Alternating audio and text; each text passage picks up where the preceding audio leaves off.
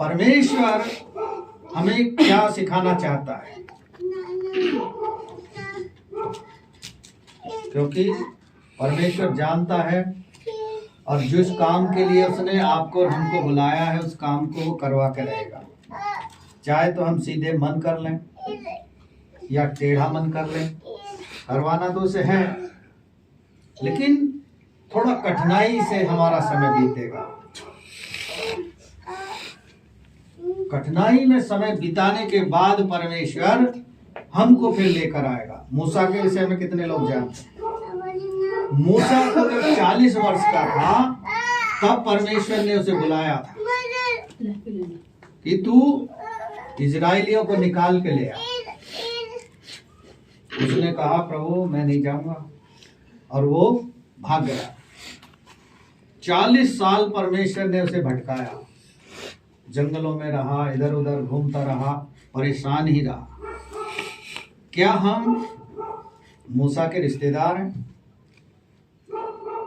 मूसा के रिश्तेदार हुए जब परमेश्वर ने उससे कहा कि तू चला जा, मैं तेरे संग हूं, तेरे मुंह से होकर काम करूंगा, तो उसने छोड़ दिया, भाग गया।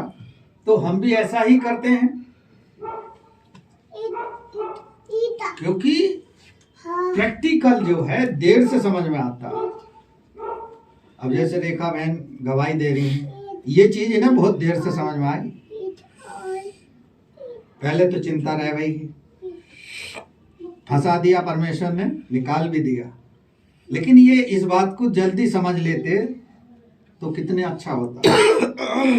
लेकिन आदमी ठोकर लगने के ही बाद सुधरता है।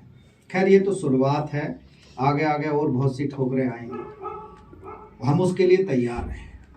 हम देखते हैं मूसा को जब परमेश्वर ने बुला लिया तो मूसा 40 वर्ष का था, यंग था, और वो परमेश्वर की बात को नहीं माना और भाग गया। जब 80 वर्ष का हुआ फिर परमेश्वर ने उसे कॉल करी, अब आ जा। तब उसने नहीं कहा कि मैं नहीं जाऊंगा, मुझसे बोलना नहीं आता, मैं तोतला हूं, लोग मुझसे डरते नहीं हैं। लेकिन उस समय वो चला गया। क्यों? क्योंकि परमेश्वर ने उसे पीड़ाओं के द्वारा सिखा दिया। क्या हम लोग भी पीड़ाओं के द्वारा सीखना चाहते हैं? परमेश्वर हमें पीड़ा नहीं देना चाहता, वो चाहता है कि बुलाकर काम करो और आशीष पाओ। जब साउल को परमेश्वर ने राजा बनाया, साउल को केवल परमेश्वर ने 2 वर्ष राज्य करने की अनुमति दी। क्यों? क्योंकि साउल जो था गलत काम करने लगा। हम भी ऐसा ही करते हैं। जब परमेश्वर हमें बुलाता है आशीष पाने के लिए, हम भी क्या कहते, कभी कभी साउल जैसे या मूसा जैसे काम करने लग जाते हैं। इसलिए हमारी आशीषें क्या हो जाती हैं? रुक जाती हैं। अब रुकी हुई आशीषों को कैसे पाएंगे? ये हमें बाइबल में ही मिलेगा। मैं पिछले दिनों एक प्रभु के दास के यहाँ प्रार्थना में गया था, और वहां मैं उन्हें यही समझाने का प्रयास कर रहा था कि आप लोगों में और हम में ज्यादा अंतर नहीं है। आप लोग परमेश्वर के साथ उतना समय नहीं बिताते जितने प्रभु के दास लोग बिताते हैं, क्योंकि लोग समझते हैं इनका तो ये काम है, हमारा तो काम दूसरा है। लेकिन ऐसा नहीं है। परमेश्वर ने सबको समान बनाया है, समान अधिकार दिया है, और समान ही आशीषें देता है। उसको ज्यादा देगा जो निकट रहता है। जैसे जो बच्चे को माता पिता ज्यादा प्रेम करते हैं, उसे छुपा के भी दे देते हैं, ले बेटा जो चुपचाप वो ना देख ले, कोई दूसरा वाला ना देख ले, क्योंकि उसे ज्यादा प्रेम करते हैं। यही कारण है कि परमेश्वर भी जिससे ज्यादा प्रेम करता है उसे ज्यादा आशीषें देता है। और उस आशीष को हम पाने के लिए परमेश्वर के साथ निरंतर संपर्क रखें, वचन को पढ़ें, प्रार्थना करें और उसकी संगति में रहें। जब साउल से राज्य को छीन लिया तो उसके बाद किसको चुना? परमेश्वर ने दाऊद को चुना। दाऊद एक ऐसा व्यक्ति था, जब हम दूसरे शामुएल में पढ़ते हैं 20 अध्याय में, वहां कहता है कि ये मेरे मन माफिक है। क्या आपको और हमको परमेश्वर कहेगा कि मन माफिक है?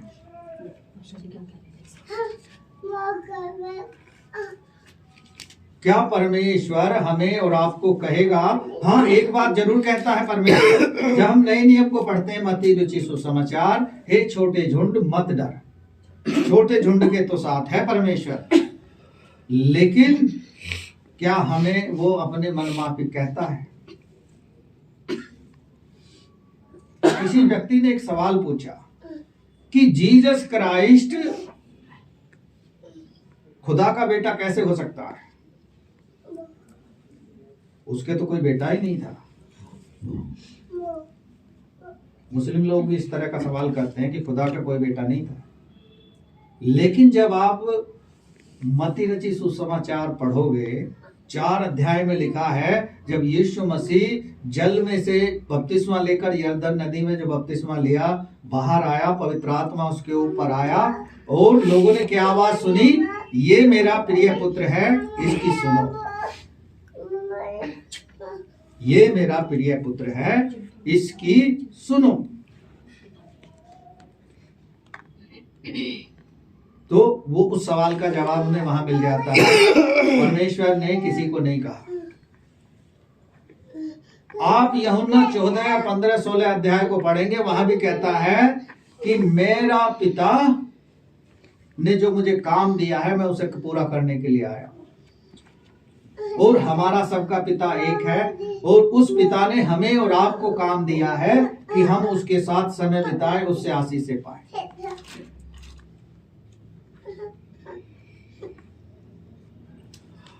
जब परमेश्वर ने हमें और आपको चुना है, तो हम परमेश्वर से आशीष से पाने के लिए क्या करें?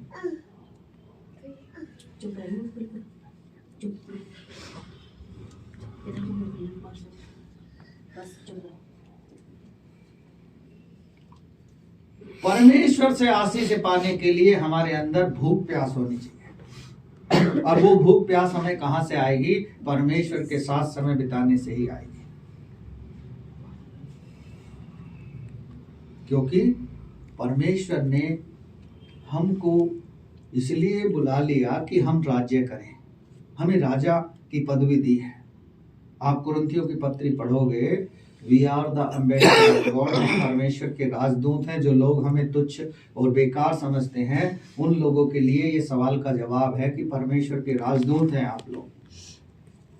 लेकिन राजदूत जो है, यमदूत ना बन जाए। यमदूत भी बनने में देर नहीं लगती है, क्योंकि लूसीफर जो था, क्यों यमदूत बन गया? वो स्वर्गदूत था। शैतान क्यों बन गया? क्योंकि उसके मन में एक ही बात आई थी कि काम तो हम कर रहे हैं, नाम इसका हो रहा है। लोग ऐसे ही सोचते हैं। जैसे एक परिवार में 4 बच्चे हों और एक काम करता हो, तो क्या कहेंगे? काम हम कर रहे हैं बाबा, इन दिन बाकी 2 की हो रही है। परमेश्वर ने लूसीफर को स्वर्ग से नीचे गिरा दिया जब उसके अंदर अहंकार आ गया, घमंड आ गया। यदि आप और हम घमंड से, अहंकार से भर जाते हैं, तो परमेश्वर हमसे फिर अपनी चीजें वापस ले लेता है। आप भजन संहिता को पढ़ोगे, लिखा है परमेश्वर एक को बढ़ाता है और दूसरे को घटा देता है। घटा उसको देता है जो अहंकार के अंदर आ जाता है, जो उस दायरे को, उस लिमिट को क्रॉस कर जाता है। चलिए पढ़ेंगे, जिस दाऊद को परमेश्वर ने चुना, वो कितना बलशाली था, वो कितना ताकतवर था। जो अमालेकी थे, फिलिस्ती थे, उनसे लोग डरते थे, क्योंकि वो हमारी तुम्हारी तरह नहीं थे। वो बहुत लंबे लंबे तकड़े व्यक्ति थे और इजराइलियों को बुरी तरह से मारते थे। साउल उनका भी गुरु था। साउल ने बहुत सारे अमालेकियों को मारा, फिलिस्तियों को मारा, लेकिन जब उसके अंदर अहंकार आ गया तो परमेश्वर ने उसे ड्रॉप कर दिया, उससे राज्य को वापस ले लिया। लेकिन दाऊद को परमेश्वर ने अभिषेक के लिए बुलाया। और हम पढ़ेंगे, मेरे साथ निकालें 16 अध्याय, पहला शमूएल उसका 16 अध्याय निकालें। 1 पद से पढ़ें, 5 तक, 1 से 5 तक पढ़ें। यहोवा ने शमूएल से कहा, मैंने इसराइल को इस्राएल पर राज्य करने के लिए तुच्छ जाना है। हाँ, मैंने साउल को राज्य करने के लिए तुच्छ जाना है। तू कब तक उसके विषय में विलाप करता रहेगा? हाँ, अपने सींग में तेल भरकर चल, मैं तुझको बेतलेहम वासी यिशै के पास भेजता हूँ, क्योंकि मैंने उसके पुत्रों में से एक को राजा होने के लिए चुना है। हाँ, बस बेतलेहम वासी जो यिशै का पुत्र था, उसको परमेश्वर ने चुना था राज्य अभिषेक करने के लिए। उसके 8 पुत्र थे, लेकिन दाऊद को चुना था। शमूएल को भेज दिया कि तू जाकर उसका क्या कर दे, अभिषेक कर दे, मैंने उसको चुना है। क्योंकि शमूएल ने ही साउल का अभिषेक किया था राजा होने के लिए, लेकिन वो शमूएल को ही तुच्छ समझने लगा था साउल, और उससे विपरीत चलने लगा था। जो शमूएल इजरायली राज्य के लोगों का न्याय करता था, न्यायाधीश था, उनका न्याय वही करता था। उसके बाद परमेश्वर ने किसको चुन लिया? दाऊद को चुन लिया। और दाऊद ने फिलिस्तियों का सामना करने के लिए कोई ढाल और तलवार से सामना नहीं किया। भजन संहिता 118 का 26 पढ़े, वहां क्या कहता परमेश्वर का वचन?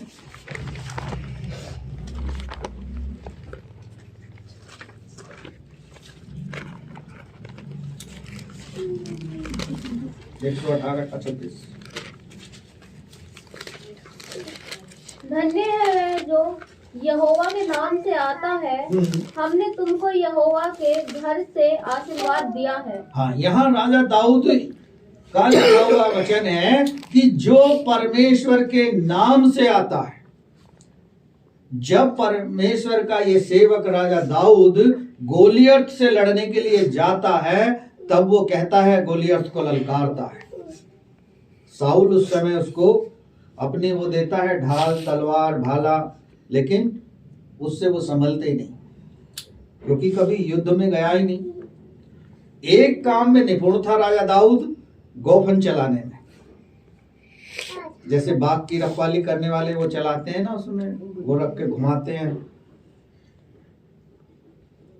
पक्षियों को भगाने के लिए, उस तरह में वो माहिर था। एक छोटा सा बच्चा एक 10 फीट के जवान के सामने खड़ा होकर ललकारता है कि मैं यहोवा के नाम से आता हूं। यहां भी दाऊद कह रहा है, धन्य है वो जो परमेश्वर के, यहोवा परमेश्वर के नाम से आता है। तो जहां भी हम जा रहे हैं, जो भी हम कर रहे हैं, वो परमेश्वर के नाम से कर रहे हैं। जब तक परमेश्वर का नाम उसमें शामिल नहीं होगा, हम उसमें आशीष नहीं पा सकते। गोलियत के सामने जाकर उसने ललकारा, और ललकारने से पहले उसने अपने आप की क्या तैयारी की, आप पढ़ेंगे 16-17 अध्याय को। वहां साफ लिखा है कि दाऊद ने यरदन नदी में से 5 पत्थर चुने, लेकिन जो गोलियत था एक ही पत्थर से मारा गया। मुझे याद है, काफी समय की बात होगी, एक ऑस्ट्रेलिया से भाई आए थे। इस पर उन्होंने बहुत अच्छे से प्रचार किया था। जिस तरह से दाऊद करता था, वैसे ही उन्होंने रियल एक्टिंग करके दिखाया, और दाऊद की तरह उन्होंने अपने आप को तैयार किया, गोफन के साथ उन्होंने प्रचार करके दिखाया। मुझे उनका वो ट्रिक बहुत अच्छी लगी। एक चीज मैंने जैसलमेर में भी देखी, 2 भाई बहन हमें वहां के मिले। जैसलमेर में जब हम जॉब करते थे, वो आदम और हव्वा के बारे में समझा रहे थे, पति पत्नी लोगों को प्रचार करते थे, रियल एक्टिंग करके दिखा रहे थे किस तरह आदम ने हव्वा को बहकाया और वो फल को खाया और किस तरह दुनिया पाप में डूब गई। बाकायदा वो उसी तरह से कर रहे थे। कभी कभी ऐसा रियल एक्टिंग करने से लोगों को समझ अच्छी जल्दी से आ जाता है। तो दाऊद ने 5 पत्थर लेकर, गोफन लेकर उसके सामने चला गया गोलियत के और उसे ललकारा कि मैं यहोवा के नाम से आता हूं।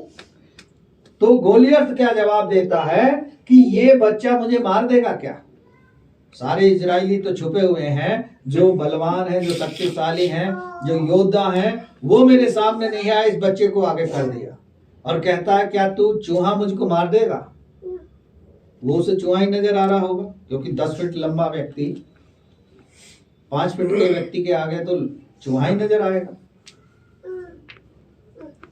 तब दाऊद ने पत्थर को रखा गोफन में और रखकर उसको मारा गोलियत को। और मारने के तुरंत बाद क्या किया? उसके ऊपर बैठ गया, उसकी गर्दन को काट दिया।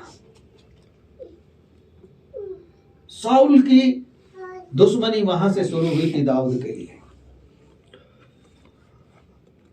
क्या हम और आप ऐसा काम कर सकते हैं? हमारे द्वारा भी परमेश्वर ऐसे काम कराना चाहता है। हम राजा कहलाते हैं, राजा जैसा काम करते हैं, राजा जैसे हम जीवन बिताते हैं लोगों के लिए, चाहे हम लेकिन आप और हम परमेश्वर को समझते हैं, परमेश्वर के वचन को जानते हैं, उसका प्रकाशन हमारे जीवन में है, तो हम फिर लोगों की चिंता ना करें। हमें आगे की ओर देखना है। जो पीछे चला गया उसको हमें नहीं देखना है। यदि हम पीछे की ओर देखेंगे और ये देखते रहेंगे कि ये क्या कर रहा है, ये क्या कर रहा है, ये क्या कर रहा है, ये कितने बजे आता है, ये 10 बजे आता है, मैं 10:30 बजे आऊंगा, ये 11 बजे आ रहा था, मैं 12 बजे आऊंगा। क्योंकि ऐसी आत्मा जल्दी कंट्रोल करती है लोगों को। कभी कभी तो जैसे मिसाल को मैं अच्छे से जानता हूं, तो मिसाल से मैं कह सकता हूं, भाई तुम तो बहुत लेट आते हो, मैं तुमसे भी ज्यादा नंबर पर पहुंच जाऊंगा। तुम 11 बजे आ रहे हो, मैं 12 बजे आऊंगा। हमें उस तुलना को नहीं करना है। हमें ये देखना है कि हो सकता है उसकी कोई समस्या हो, उसके लिए प्रार्थना करनी है। हमें प्रार्थना करने के लिए परमेश्वर ने बुलाया है। नीति वचन किस किस ने पढ़ा किसी ने? 25 अध्याय को जब आप पढ़ोगे, वहां लिखा है अपने लोगों के लिए, अपने सताने वालों के लिए प्रार्थना करो।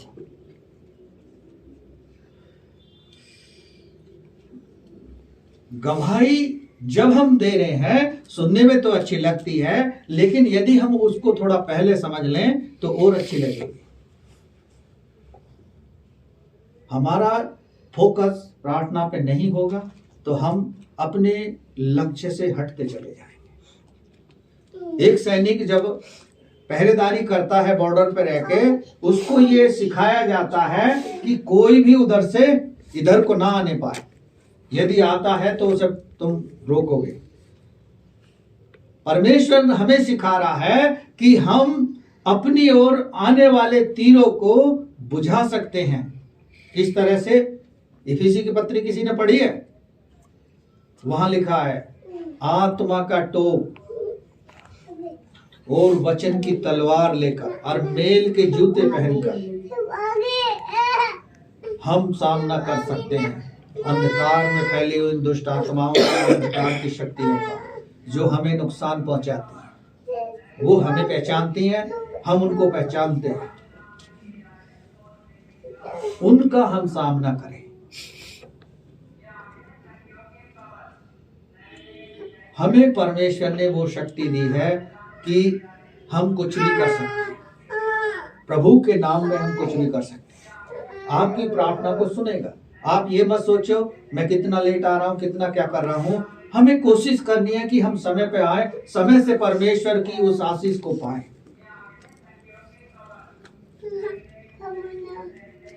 क्योंकि परमेश्वर आपसे प्रेम करता है। वो नहीं चाहता कि आपको खो दे। एक संसारिक माता पिता अपने बच्चे से प्रेम इतना करते हैं कि उसको जो मांगता है वो चीज देते हैं, तो परमेश्वर तो हमारा स्वर्गीय पिता है, वो हमें अच्छी वस्तुएं क्यों ना देगा।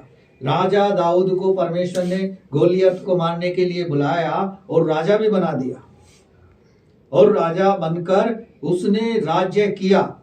लेकिन परमेश्वर ने दाऊद को जब उसको मनमाफिक पाया तो दाऊद से एक आशीष उसने दिया कि तेरी पीढ़ी में से ही राजा बनेंगे आने वाले समय में।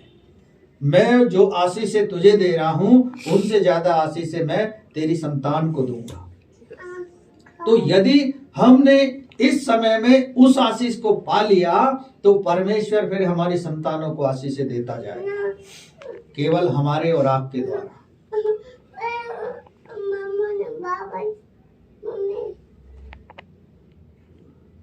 हमारे और आपके द्वारा आशीष से हमारी संतान पाएंगी और हम अपने में उन्नति करेंगे। लोग हमें नाम से पहचान लेंगे कि हाँ ये फला व्यक्ति है, ये प्रभु में चलने वाला व्यक्ति है।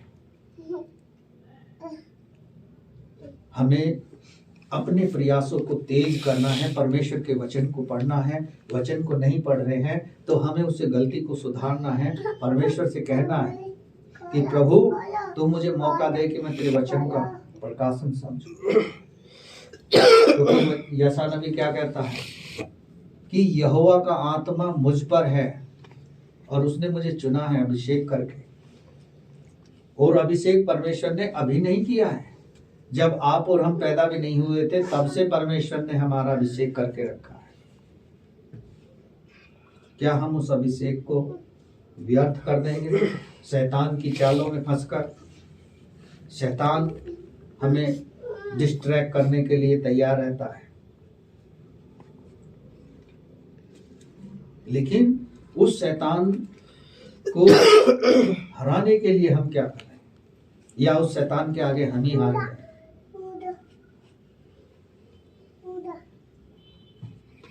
उस शैतान को हमें हराना। गीत हम गाते हैं, शैतान का सामना करो वो भागेगा, लड़ो लड़ो हिम्मत करो, आशा रखो भागेगा शैतान। लेकिन फिर भी हम अपने आप को निस्सहाय समझ रहे हैं, बेआसरा समझ रहे हैं। परमेश्वर तो वायदा कर रहा है, लेकिन उस वायदे को कैसे पूरा करेंगे, ये हम सीखे दाऊद के चरित्र से। दाऊद जो कहता था उसे करता था। दाऊद इतना अच्छा व्यक्ति था, परमेश्वर के साथ साथ चलता था, परमेश्वर के भय में जीवन बिताता था, लेकिन गलतियां वो भी करता था। हमें एक चरित्र को समझना होगा, ऐसा नहीं कि मूसा की तरह हमें करना होगा।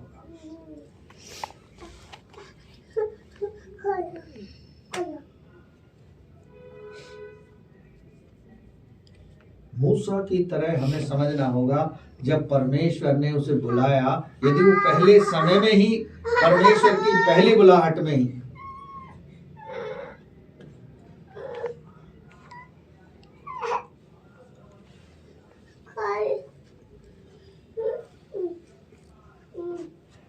चलिए आगे पढ़ेंगे। मेरे पास 7 पे निकाले 17 अध्याय के 10 पद से शुरू करें।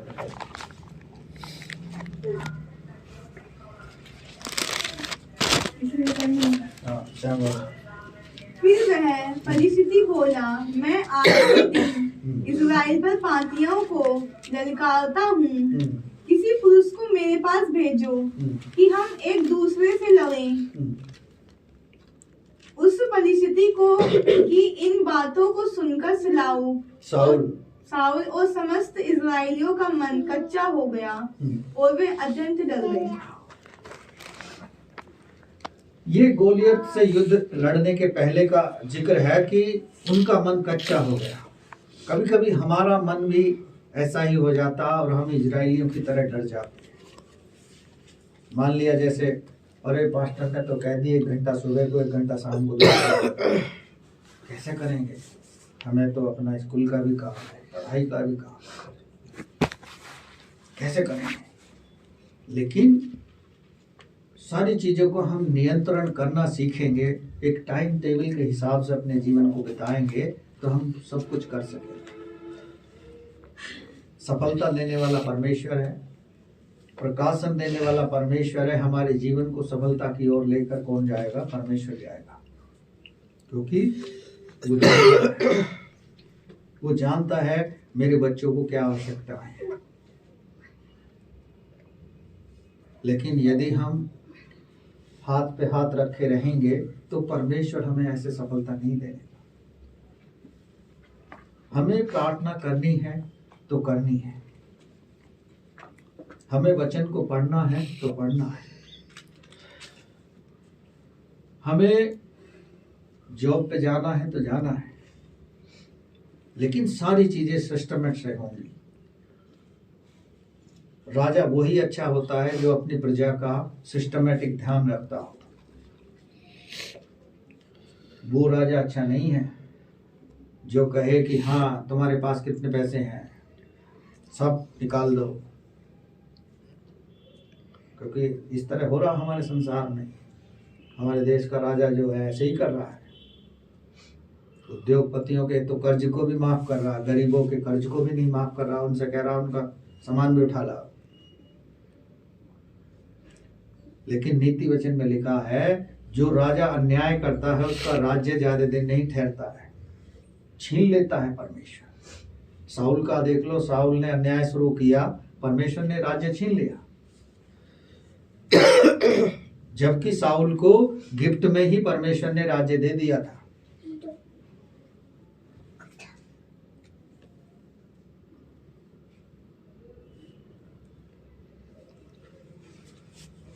चलिए आगे पढ़ेंगे 12 से।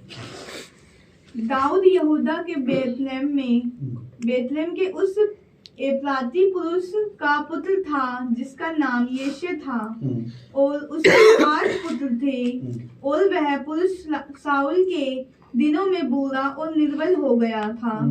यिशै के 3 बड़े पुत्र शाऊल के पीछे होकर लड़ने को गए थे, और उसके 3 पुत्रों के नाम जो लड़ने को गए थे, अर्थात जेठेर का नाम ज्येष्ठ का नाम एलियाब, और दूसरे का नाम अबीनादाब, और तीसरे का नाम शम्मा था।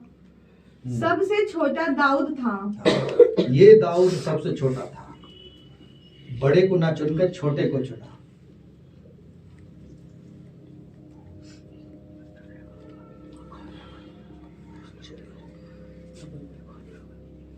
परमेश्वर ने आपको और हमको दाऊद की ही तरह चुना है। शायद हो सकता है हमारे परिवार में से किसी एक पर्टिकुलर को चुना, लेकिन बुलाए हुए तो सभी हैं। परमेश्वर ने सभी को अभिषेक किया है, सबसे परमेश्वर काम लेना चाहता है। हमें अपने जीवन में याद रखना है।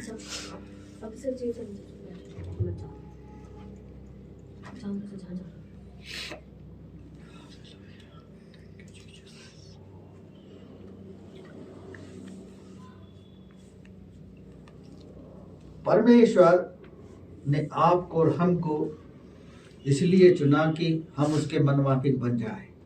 मनमाफिक बनाना चाहता है, निरंतर हमें आग की भट्टी में तपाकर। यदि आप स्वभावदेशक की किताब और श्रेष्ठ गीत पढ़ोगे, वहाँ लिखा है खरा सोना जो है जब आग की भट्टी में तपाया जाता है तभी वो खरा निकलता है, जिससे तरह तरह के क्या आभूषण बनते हैं। कलीसिया में से ही परमेश्वर लोगों को चुनकर खड़ा करता है कि ये खरा है या खोटा है। लेकिन उसमें से ही यदि हम तपाएंगे नहीं, अपने आप को परमेश्वर के हाथ में नहीं सौंपेंगे, तो परमेश्वर हमें कैसे परखेगा, कैसे हमें जानेगा। परमेश्वर एक से छीनता है, दूसरे को देता है, दूसरे से छीनता है, तीसरे को देता है। क्यों? क्योंकि हम उस लायक नहीं निकल पाते हैं। हाँ, हमें कुछ पाना होता है तो हम बहुत अच्छे से दुआ करना, प्रार्थना करना, सब कुछ करना जानते हैं। लेकिन जब वो चीज हमें मिल जाती है फिर हम उल जुलूल बातों की तरफ ध्यान लगाने लगते हैं। उल जुलूल बातें बहुत सारी हैं। कौन क्या कर रहा है, कहाँ आ रहा है, कहाँ जा रहा है, कैसे उठ रहा है, कैसे बैठ रहा है, वो सारी प्रक्रियाओं में शैतान हमें डाल देता है। शैतान का हमें वचन के द्वारा साबित करना है। गोलियत की तरह हम बहादुर नहीं है कि गोफन चलाना जानते हैं। हाँ, एक काम हम करना जान जाएंगे, यदि हमारे अंदर भूख प्यास होगी, वो है परमेश्वर का वचन। जब परमेश्वर के वचन को आप पढ़ोगे, वचन आपसे बात करेगा और आपसे बात करेगा तो आपको बताएगा।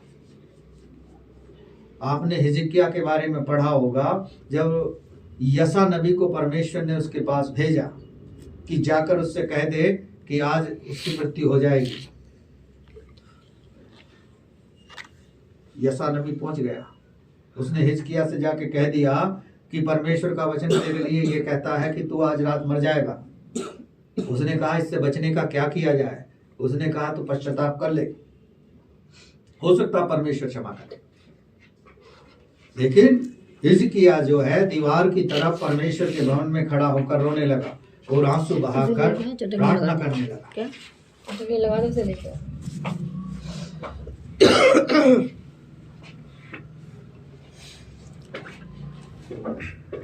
प्रार्थना करने लगा, आंसू बहाने लगा।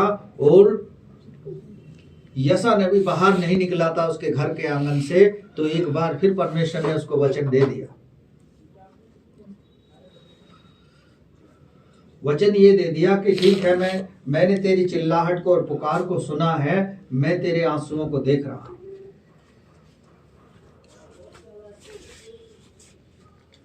वो आंसू क्यों बहा रहा था? क्योंकि वो परमेश्वर से अपने आप का जीवन चाहता था।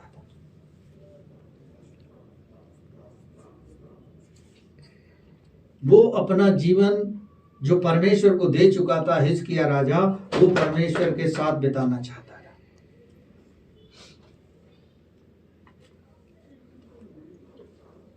परमेश्वर ने उसके आंसुओं को देखा और कहा मैं तेरी आयु 15 साल बढ़ा दूंगा। 15 साल परमेश्वर ने उसे और दे दिया। तू खोल दे, दरवाजा खोल दे।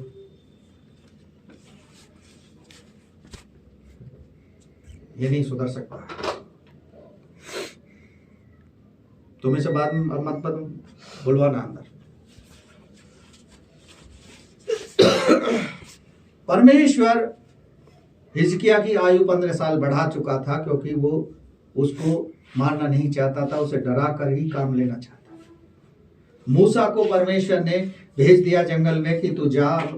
और हम भी कभी कभी अपने जीवन में ऐसा ही करते हैं। हमें परमेश्वर के अधीन रहकर परमेश्वर से पश्चाताप करके उसके भय में जीवन बिताना चाहिए। जब परमेश्वर ने राजा दाऊद को राजा बनाया तो दाऊद ने ऐसा नहीं सोचा था कि परमेश्वर मेरी एक छोटे से काम के लिए मेरी पीढ़ी को आशीषित कर देगा। इसलिए हमें परमेश्वर के वचन के अनुसार अपने जीवन को बिताना चाहिए, ना कि संसार के हिसाब से। संसार के लोग क्या कर रहे हैं हमें नहीं पता, परमेश्वर जानता है सब। परमेश्वर ने आपको और हमको नाम लेकर बुलाया है और हमें अच्छे से पता है हमारा क्या काम है, हमें क्या करना है। परमेश्वर हमको समय समय पे बात करके वचन के द्वारा, प्रार्थना के द्वारा, दर्शन के द्वारा हमें अगुवाई करता है। इसलिए एक जो 10 फीट का गोलियत था, जिसको पूरी इजरायली सेना नहीं मार सकी थी, साउल नहीं मार सका था, साउल भी डर गया था, उसको एक छोटे से व्यक्ति ने ही मार गिराया। और परमेश्वर ने उसी को राज्य दे दिया कि अब तू राजा बनकर इसका न्याय कर। और दाऊद ने 40 साल तक लगभग राज्य किया इजरायली लोगों पर। हमको और परमेश्वर अलग तरीके से इस्तेमाल करना चाहता है। हम उसके साथ अपने आप का जीवन बिताने का प्रयास करें। प्रभु का धन्यवाद हो।